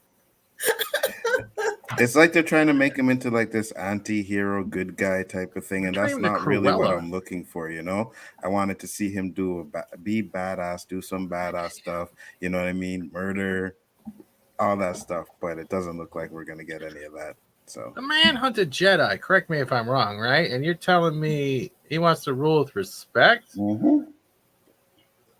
looks You that can't way. tell me he doesn't have hideouts anywhere with all his caches. You can't tell me everything was with non-slave. Where's Slave One in this one? Like, honestly, if the mayor was being a dick to me, I would have flown Slave One over the mayoral house and blown that kid up. One concussion charge. I'm sorry, one depth charge, concussion depth charge. You're gone, bro. I love Slave One in Battlefront. When I played that ship, I played it. I love the Untouchables. If you that movie is awesome. That movie has one of the most suspensefully shot scenes ever. The one where they're in the train station Oh and the yeah. crack of that mob boss and the Mhm. baby carriage So gets supposed loose. to fall down the stairs. Yeah, amazing. Yeah, it's great. Whew. Yeah. That is I got. classic. Can I ask you guys a question when it came to this? When you guys watched the first episode, did it automatically go into that special, like that short special of the Legacy of Boba Fett? And did you guys watch it? I watched it before this. Didn't it have more attachment and more actual relevance to the legacy of Boba Fett than this goddamn first episode? It actually made you care about Boba Fett, how it was the white prototype suit, how many variants they went through to get it done, how it actually fit, because he had that swagger like a Western. That Legacy of Boba Fett 10-minute special, whatever the hell it was more provocative than the first episode of Beatings of Boba Fett. I would have to agree. I saw that first. I didn't see it. Mm-hmm. And I saw it and I stayed until probably like the last 5 minutes when they started talking about the Book of Boba Fett. Then I kind of tuned out. But when they were talking about how they put it together, the plans, for the costume and like the technical rehearsals that they did for it, that was all fascinating. So I love that part. But yeah, actually, Stephen, I do agree with you. That one paid much more homage to Boba Fett than I believe this series did. And it's a shame because the lore is out there. The source material is out there. And it's a shame they didn't dig into that more. But even if you take that out, the thing for me is they didn't make their case. They didn't make their case for what is the motivation for him going from being a bounty hunter to a mob boss. They didn't do that. They didn't seal that up for me. It would have been better if they played off the whole thing about how he was worried about the Imperials and played it off that he was still on the run. Something happened. And rather than worrying about being on Tatooine in his back the dang spot day, like there's something about this series that has no soul. And it doesn't even feel like a series. It feels like let's throw these ideas together. Let's not include the dinosaurs. Let's High Republic this shit. And that's where I feel like it feels like that's the storytelling kind of concept they have on a whiteboard. I think, and you know what, before I even say what I think, you guys give me your ending impressions of the series. And if you had to rate it on a scale of 1 to 10, what would you rate it as? And we're going to let her go I'm first. sorry, I'm going to mute while I laugh. Of the first episode, you mean Lorena? Yes, of the first episode, my dear. Mm-hmm. It was a tickle. It was like a tickle. And, I think that I wish. It was just a little tickle, a little tease. The episode was short. I thought it should have been an hour to introduce us to this new thing. Mm-hmm. And we kind of saw some fights that were not necessarily changing anything. For example, even though he killed that creature, I just don't believe that would be what's going to change the Tusken Raiders' attitude towards him. And that's okay. Like, it's fine that was the story timeline and choice. It's okay. But I don't think that would have been enough for them to trust him.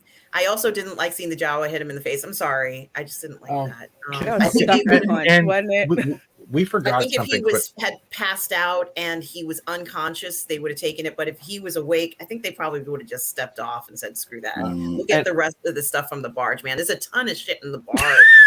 We Go forgot. to the damn barge. Why are we going for this shit? Right? Like, what would you do? You wouldn't have to feel like you had to fight somebody to get something versus all that good stuff from the barge? Come on, it's like a scrap heap of stuff. That's funny. We forgot something actually very important, and maybe Star Wars like professionally correct us. We got introduced to a biker gang that was going for water taxes that usually we've seen Jabba do or heard about Jabba do. Yet we know nothing else of why the Tusken is afraid of these people and trying to hide from them.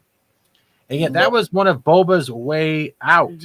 Yeah. And maybe the best thing that we've gotten from, let's say, in regards to Tusken culture, I do want to learn more about Tusken culture. Like, I thought it was cool that we got a chance to see them working with people, you know, and kind of doing that. And, you know, it's nice to see them. It's nice to not see them where they're, you know, like the way that they've been portrayed. But maybe in addition to seeing Boba as a different approach or a different angle, now we're seeing the Tuskens from a different angle. Maybe we'll see more creatures from a different angle, but maybe you know, I've heard people speculate that he has an alliance with the Tuskens and that will help him maintain order on Tatooine. I mean, there's all sorts of motivations that could be happening in regards to how he makes friends and you know, manages to have these relationships with everyone on Tatooine. But he's short-staffed. He admitted they're short-staffed. You know, it's going to take a lot of time for us to visit everybody and all this sort of stuff. And I think initially he could have come in there, you know, with guns blazing, like some of you have already said on the panel, just to kind of like show, you know, I'm here and I'm back and this is how it's going to be. And if you don't like it, you know,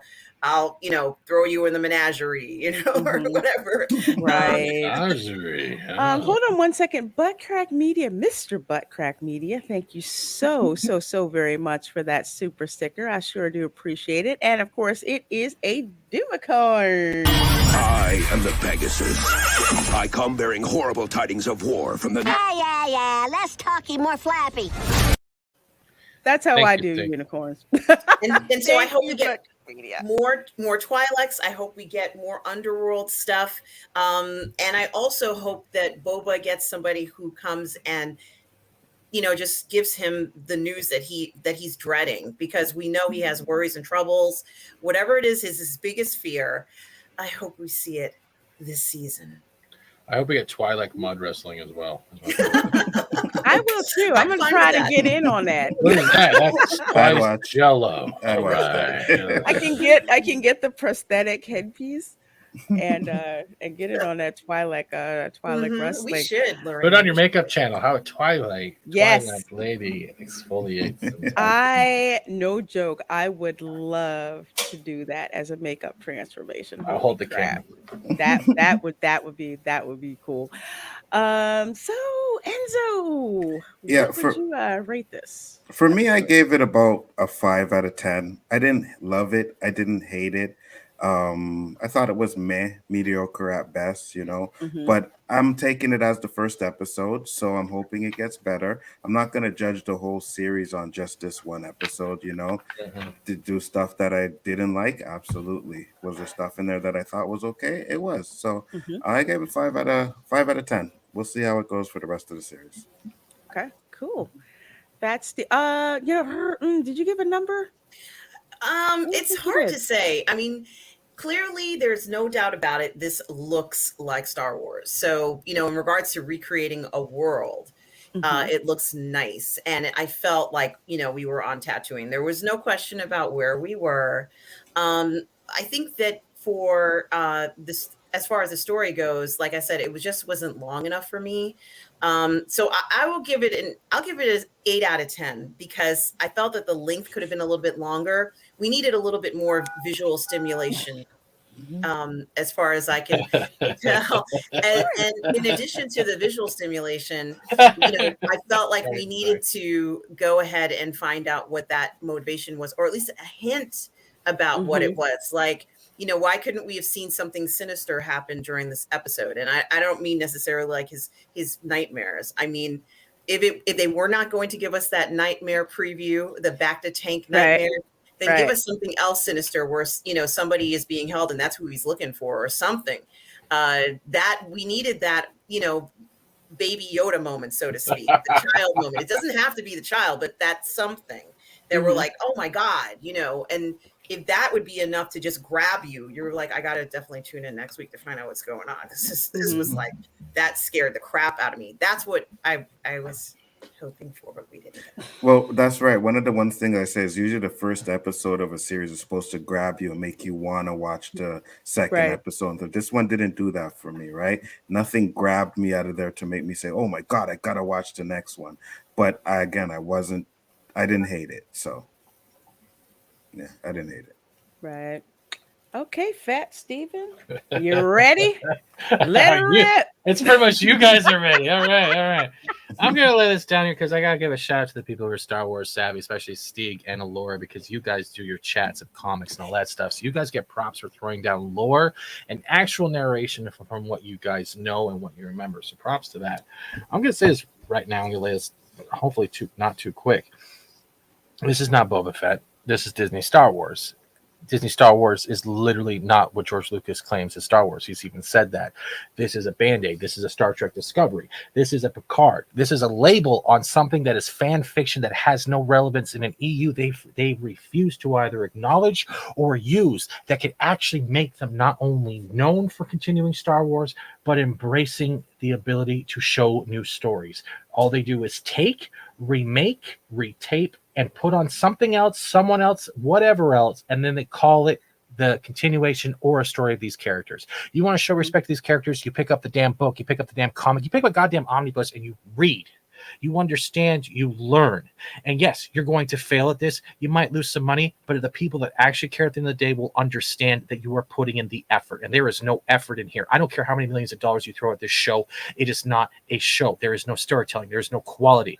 I feel like they are grasping at straws for characters that have done more with the least amount of scenes than we got in this hour, and they will never recover their own agenda until they drop their agenda. Disney.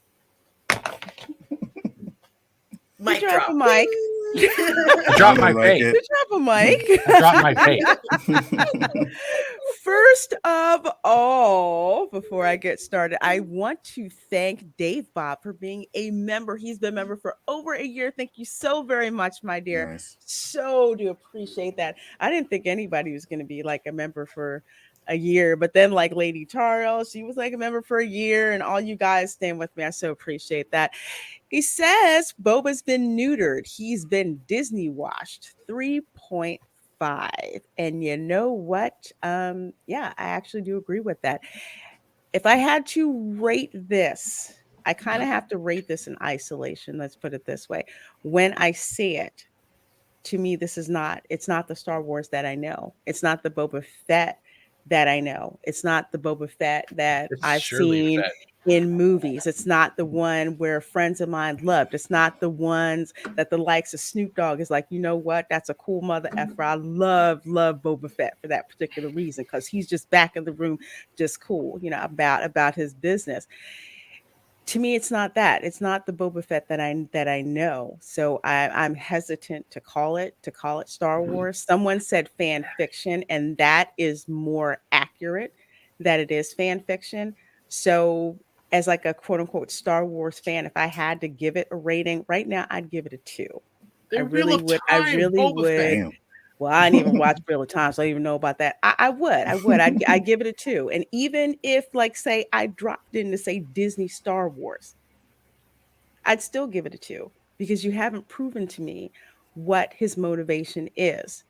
You haven't done that. And like Enzo was saying, that first episode should be the one that's like, holy crap, I saw that and I can't wait to see the next one. Or even if it's not as perfect and they didn't, stick the landing on it, enough to make you think, hey, I have to come back and see, and see what happens. And that's not what happened with this. Now, granted, okay, The Mandalorian, that was the first one, so I gave them plenty of leeway. I'm not going to give this one as much leeway because they've already had The Mandalorian, so they should have learned from that, and it seems like that they didn't with this. Robert Rodriguez is a great director. I love his directing. it just, the execution was just not that great. And I'm kind of being generous with it too, because they don't have the benefit of, we haven't done this before.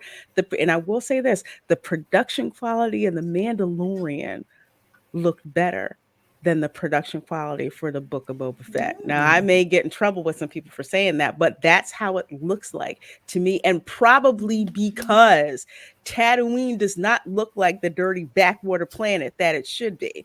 And that probably has a lot to Most do with it. surprisingly, you would never find a larger place of skull. Scum and And villainy. villainy. I've been drinking. I'm not gonna get everything right, man. We must be cautious. Remember, he said that. You know, I'll lay it out as Obi-Wan Kenobi. This is not the Boba Fett you're looking for. Wave my hand right there. Drop my vape because I don't have a mic. What the hell? But that's my rating. That's my opinion. Again, I would highly suggest, if you want to make up your own mind and delve into it, watch it for yourself. If not, you're like, screw it, I'm out. Hey, that is 100% your prerogative. I got no problem with that. For those of you who like it, like I said, like it, I hope that they step up their game with this, because you guys really do deserve much better than that first episode gave you. And I'll throw down, I watched this episode 5 times in a row. I put it on repeat so I didn't miss anything. I gave the benefit of the doubt to dialogue. I looked at different things, and I'll say it straight. 5. 5. Yeah, that's what I do for Hawkeye. So I remember certain scenes. Like, I do that much. You see, when I was with WandaVision, I make sure I go over the fine-tooth comb, and I'm not just thrown off by the scenery and dialogue in different areas. This, I'll never judge anyone if I call you a friend, neighbor, ally, whatever. I'm not gonna judge you if you like it. I don't care if you like it. Good. I'm glad. I was bored. I have never been bored with something that's supposed to be tied to Boba Fett. It's not what you expect. It's not what you expect. And I think because they have it tied to that whole mob boss trope, which a lot of us are familiar with, we're not getting, Disney can't do mob bosses. They're PG-13. What are they going to show? Half the head of a Twinkie in the bed of come on. That's if they had talented writers, they could. But this is not what we're Get ready for dinosaurs. But we'll see. We shall see. So actually, this is probably the last Thursday stream for quite some time, because my work schedule is insane.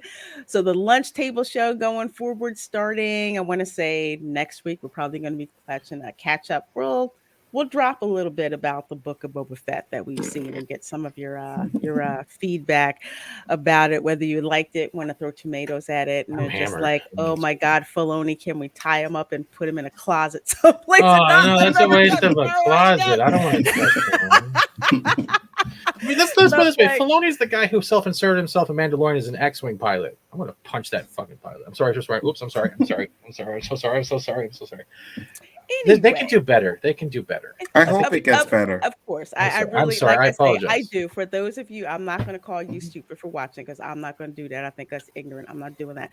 If you want to watch it, that's fine. I really do hope they step up the freaking game with this, because you guys do deserve much, much, much better than that. So to go ahead on out, do you want to talk about your channel, which you have a new channel? I'm so surprised. I'm so glad she started her channel.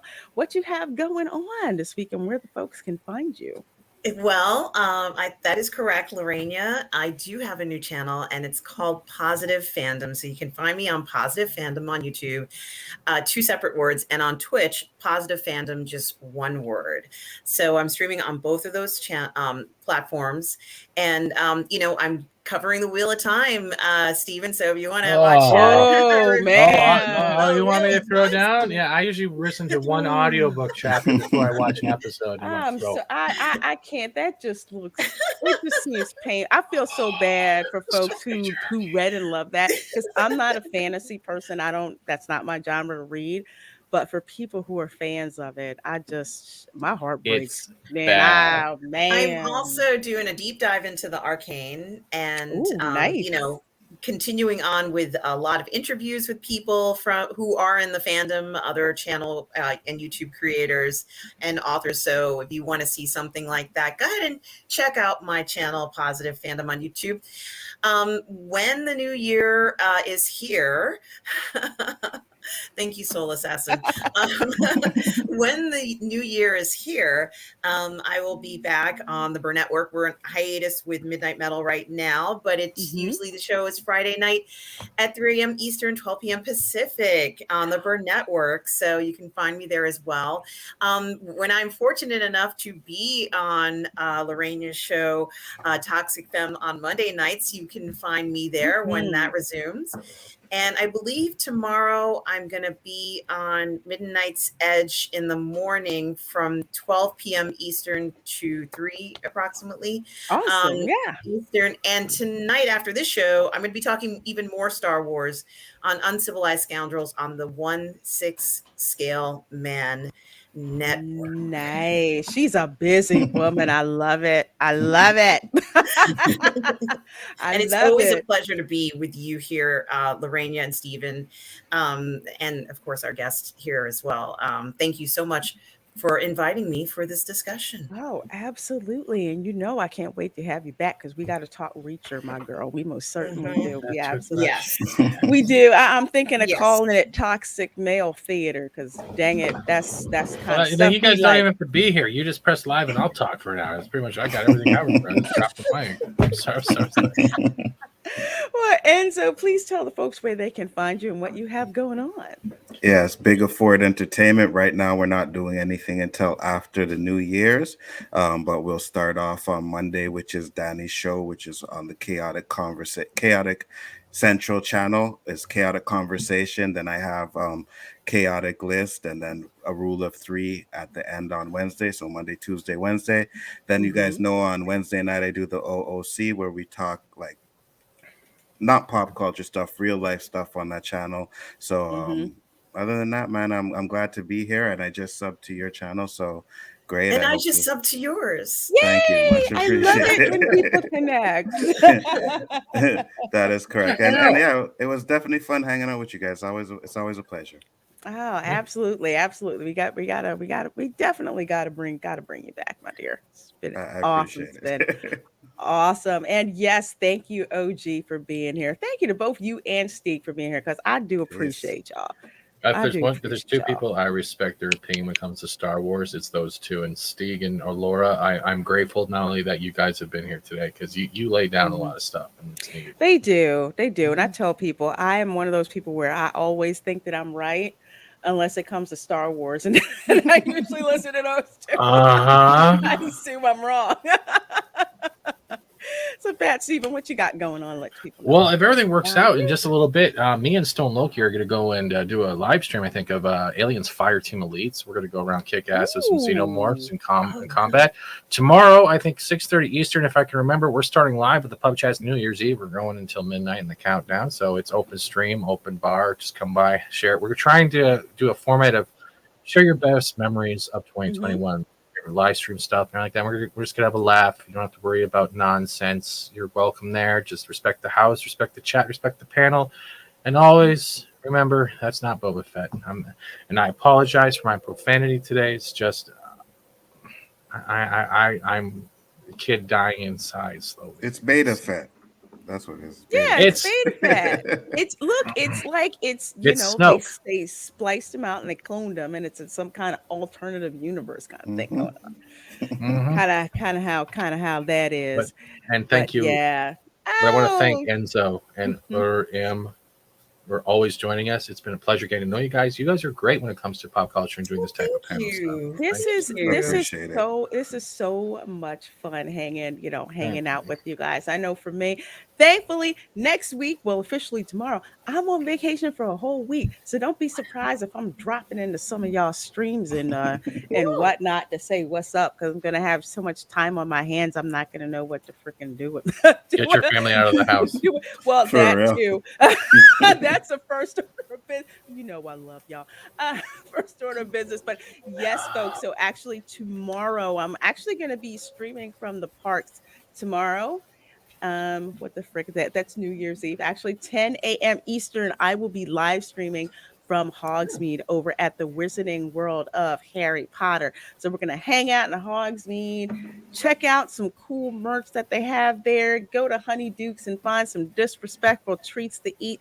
probably catch one or two shows. I'm trying to catch the Tri-Wizard tournament, so you guys can actually see that over there. So please tune in for that. And also New Year's Day, I am going to be live streaming from Disney's Hollywood Studios. And hopefully, if things go well, I'm going to take you guys on a few rides while I'm there too. So please do Nice. have Really? Nice. your yes, if stuff Yeah.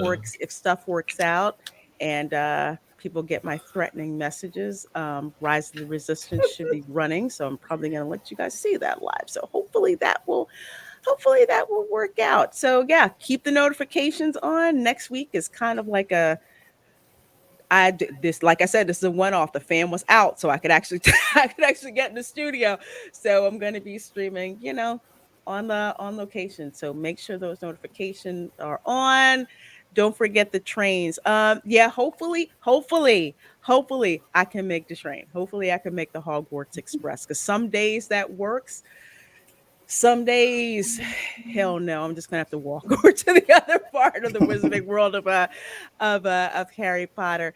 So, folks, thank you so very much for joining us. The social media links for all of my guests here on the panel are in the description box. So please do subscribe to them, and not just subscribe to them, turn on their notifications. Go see when they're streaming on their schedule, and please do go and support them. I absolutely do appreciate that. So, folks, take care. Thank you so much again for joining us. And if you are watching this on a replay, thank you for watching the replay. And please do hit that like button and sub to everyone on the panel. All right, folks, if I don't, well, yeah, I am going to see you, but I'm still going to say this anyway. Have a very wonderful and happy New Year. Look forward to the things that are going to make you happy. Don't worry about the stuff that's held you down. Let that go. You deserve to do the And yet things we're to make you reviewing happy. Boba Fett. Facts. Yeah, we are. Remember Let's to let beg go of on the it. things that make you unhappy, unless it's torturing us every week. I'm just kidding. That's good. Happy New Year, everyone. Don't give me that look. I was Happy being New Year, facetious. folks.